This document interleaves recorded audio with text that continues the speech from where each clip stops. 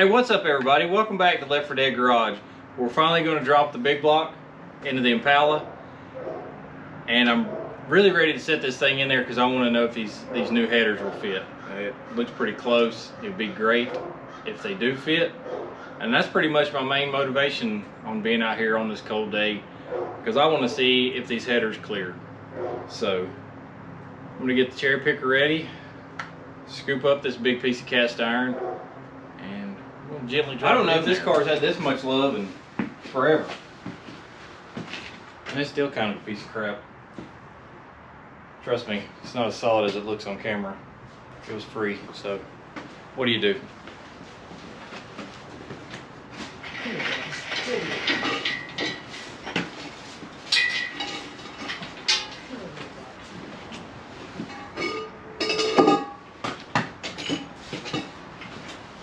Lipstick on a pig for sure. Watch my jack stands not be far enough apart.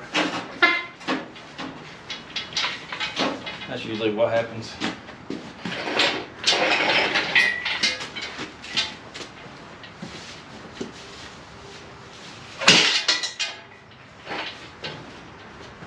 I think it's time for all new cherry picker wheels. They've been abused way too much.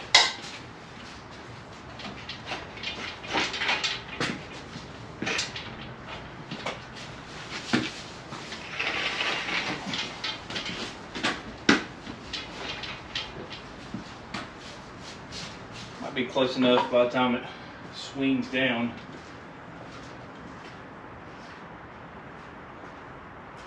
I'm concerned about firewall clearance in the big cap HEI distributor.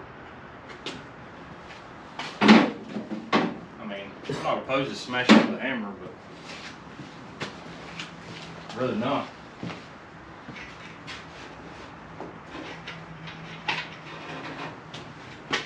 Probably should have got these hoses out of the way first. I keep forgetting to do that.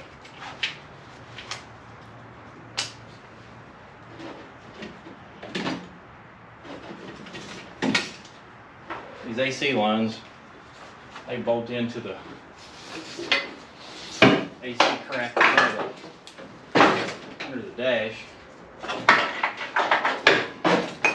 Just been putting off doing that.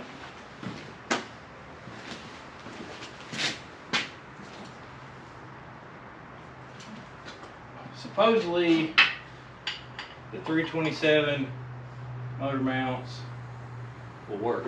I hope so, because I've spent all the budget on the headers.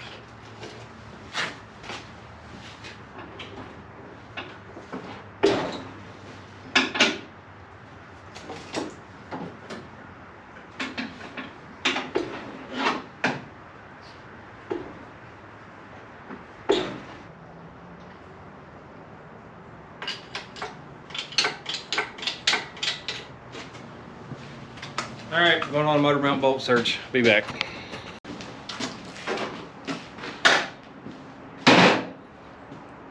Well, I found one, so one's better than none, and I found this new bolt, so should be close.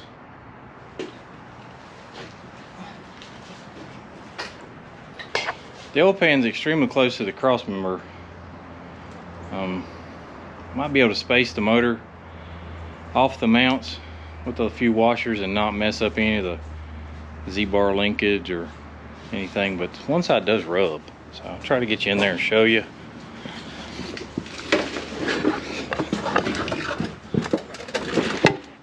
But there she is, gently touching. Everywhere else is sort of close. I mean, I guess if I have to, I'll notch this cross member. I mean, I'm not afraid to cut on it. This side's not nearly as bad. You can see the, well, kinda, well, you can see it's got a little room. But it wouldn't be the first time I've had to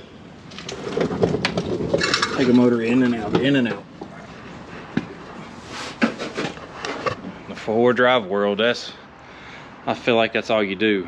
You fit it, check it, change it, grind it, cut it, move it, fit it, change it, repeat.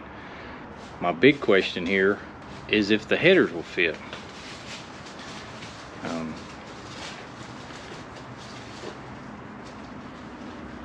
The motor may be sitting a little more level than it would be,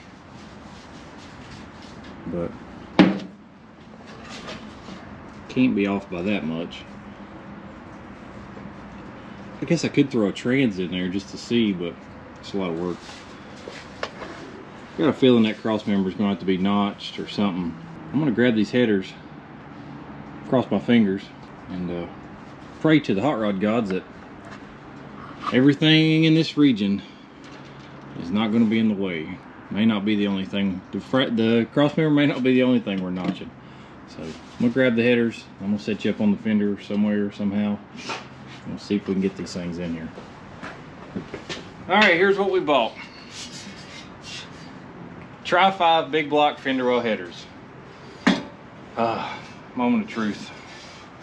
Heartbreak, relief. Bad news.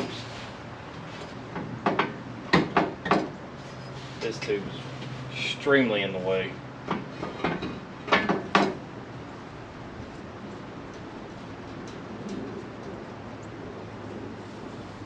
That is not good at all.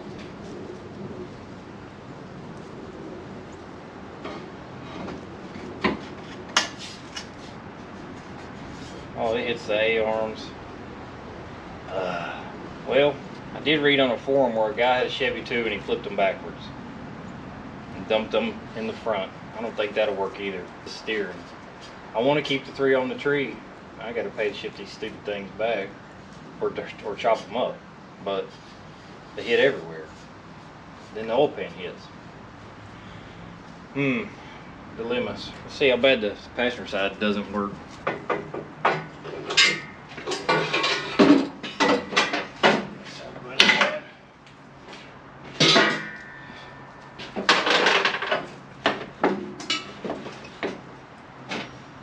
Well,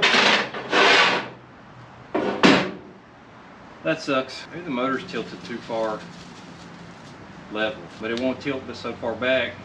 You can't tilt it back anymore because of the steering shaft. Now, one solution to that would be add a U-joint to the steering shaft and not mess with the shift mechanism.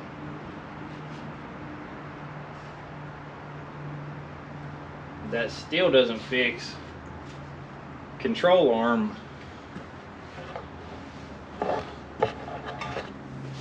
We're hitting here on the steering shaft. I just need to keep this normal so I can do 3 on the tree. Then I'm hitting here on the control arm and probably real close to this, whatever this is that connects the bushings together or that bolts to the mount on the frame. The passenger side's even worse. Frame hits the, or the cross member hits the oil pan, problem 1. Problem 2 through 25, headers don't fit.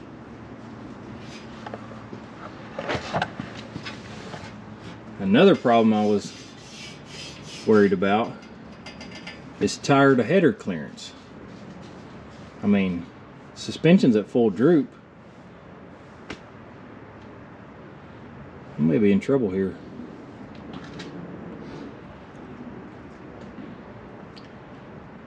I don't know what to do. Might have wasted some money. May have to send them back and then go with the $25 option, which I'm not sure if those fit either. I guess I could grab one and see.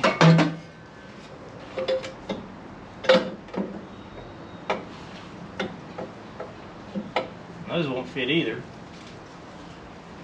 because the number 1 tube runs into the shaft and the control arm right here right here, and well, it was a mile off. So what do I do? The big block headers for this say no manual transmission, so I'm sure the Z-bar, at least the Z-bar, will be in the way. I don't really know what to do. I really want to keep it 3 on the tree, but I don't know if I have enough skill to move header tubes, you know, and make it look good. Luckily the headers weren't that expensive, $250, something like that. I mean, that's, I don't want to chop them up and waste them. I really want fender dump headers, but before I do anything else, I really need to think about, will I have tire clearance? You know, there is another option. I don't really like it. It might work though. Let me try. Will they fit upside down? Nope. Now I was gonna just turn them upside down and dump them out somewhere. Well, I did buy a parts car, so I guess if I tear up a column, even if I do get the fender well headers on here, I don't know if I'll have tire clearance. All right, I'm gonna fiddle with this a little bit and I'll get back to you. All right, after thinking this over, the right thing to do would be to send the headers back and then try the set that's supposedly for the car. But I want fender well headers. I've never in my life chopped headers, moved tubes, none of that. So I'm kind of a little nervous about attempting that. Took the steering shaft out. I got the steering box loose. It's just dangling there. This is the U-joint, the factory U-joint. This is in the way. I can't knock this pin out.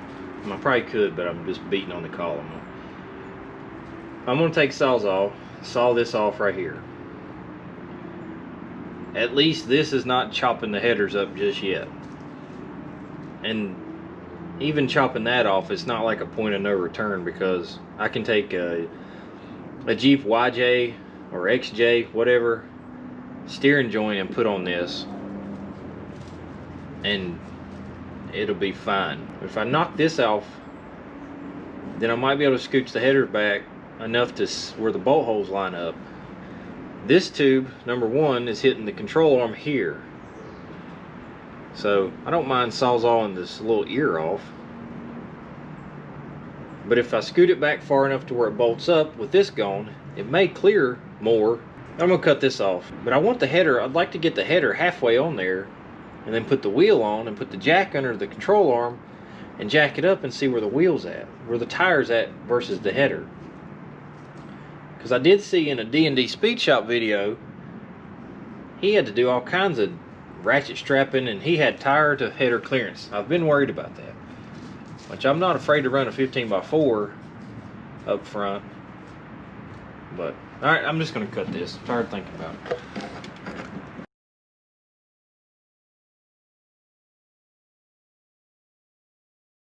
Sorry, Impala purists everywhere. Alright.